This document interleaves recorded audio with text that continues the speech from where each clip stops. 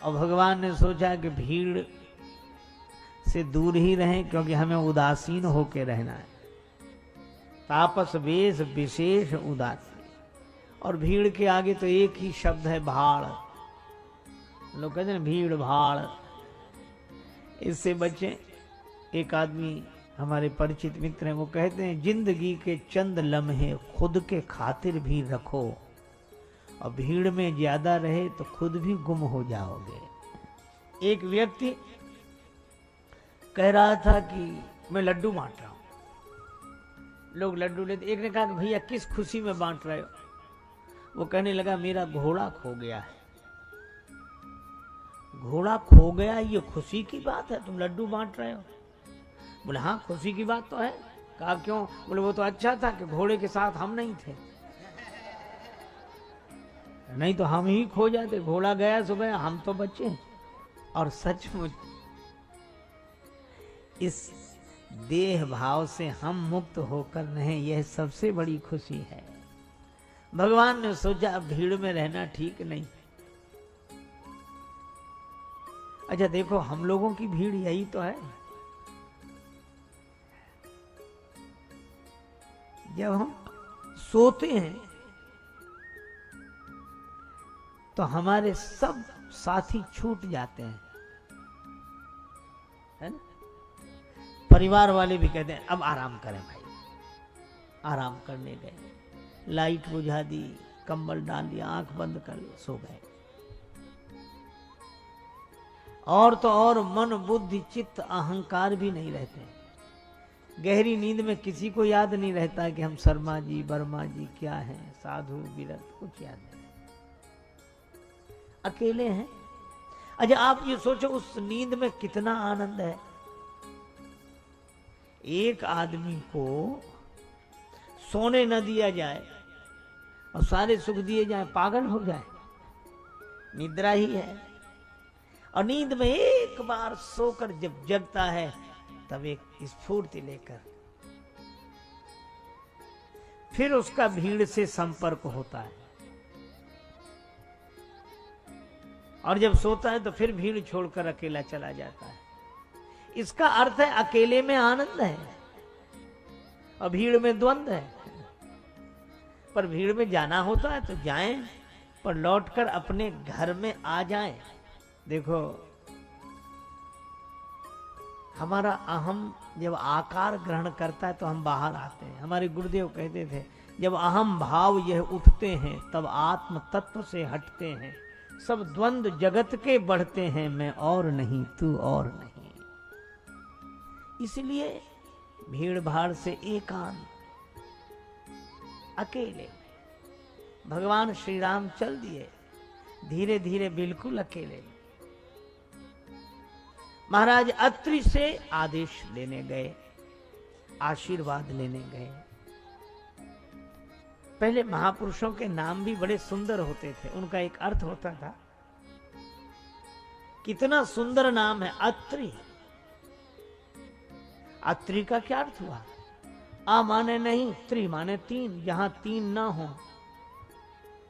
और तीन क्या? तात तीन अति प्रबल खल, काम क्रोध और लोभ। ये तीनों बड़े प्रबल खल हैं, काम क्रोध और लोभ। ये तीनों जिसमें न हो उसका नाम अत्रि। अवैसी अनसुया, असूया वृत्ति जिसमें नहीं, ऐसी अनसुया माता। और उन्होंने चित्रकूट में गंगा जी को लाया। मंदाकिनी गंगा के रूप में चित्रकूट में गंगा जी प्रवाहित हो रही हैं। माता सती अनुसुईया महाराज अत्रि से भगवान आदेश लेने के लिए गए।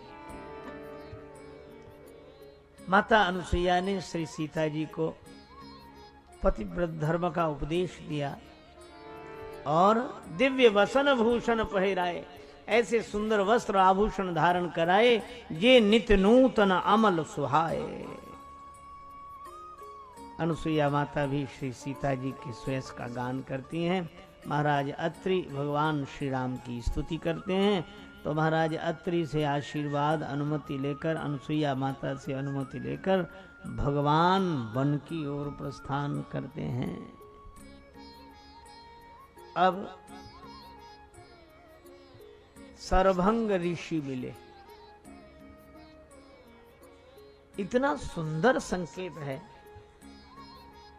अब ये दूसरे महात्मा हैं जिनका नाम है सरभंग, और सर माने बाण, काम का बाण, क्रोध का बाण, लोभ का बाण, ये मन में क्षोभ जगाते हैं। क्रोध का अर्थ क्या है? दूसरे के अपराध के लिए अपने को सजा देना, इसी का नाम क्रोध है। गलती दूसरे ने की, क्रोध हमें आ गया, अपराध उसका और सजा हमें मिल रही है। ये मन में क्षोभ कर ही देता है क्रोध। काम, लोभ। लेकिन ये ऐसे महात्मा हैं कि इन्होंने सर भंग कर दिया, काम के बाण को भंग कर दिया, लोभ के बाण को भंग कर दिया, क्रोध के बाण को भंग कर दिया। सरभंग भगवान की प्रतीक्षा कर रहे हैं, काम क्रोध लोभ नहीं, प्रभु की प्रतीक्षा। और यही सोचते हैं हमें पता नहीं कि आप कहां हैं, पर आपको तो पता है कि हम कहां हैं। इसी भाव से प्रतीक्षा।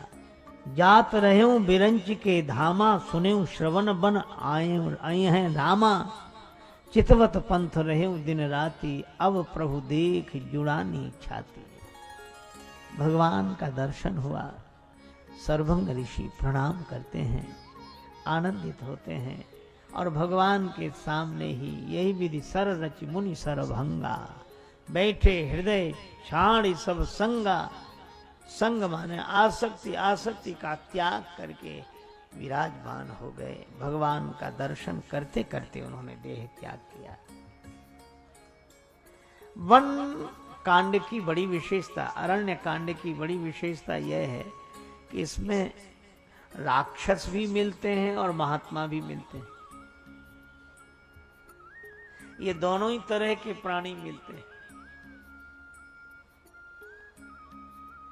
जीवन जंगल है, और जंगल में दोनों ही सुमति कुमति, सद्विचार दुर्विचार। महापुरुषों का दर्शन भी जंगल में, और हिंसक जीवों का मिलना भी जंगल में।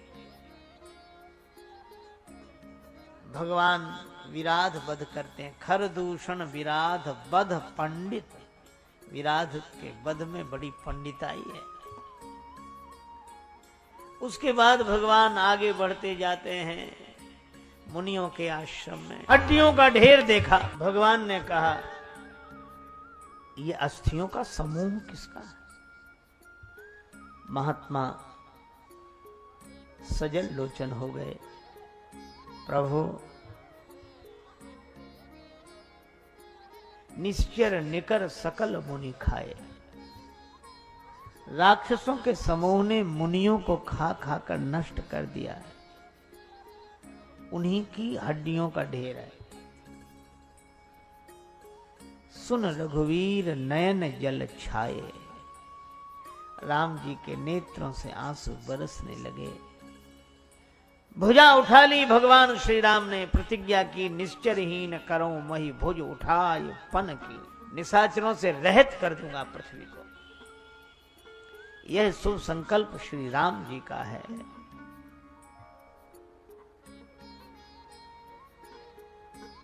उसके बाद आगे बढ़े। महात्मा अगस्त जी का बड़ा सुजान शिष्य, मुनि अगस्त कर शिष्य सुजाना। नाम सुतीक्षण रति भगवाना। महात्मा सुतीक्षण जी का बड़ा प्रेम भगवान से। उनको पता लगा कि भगवान आ रहे हैं। इतने आनंदित हुए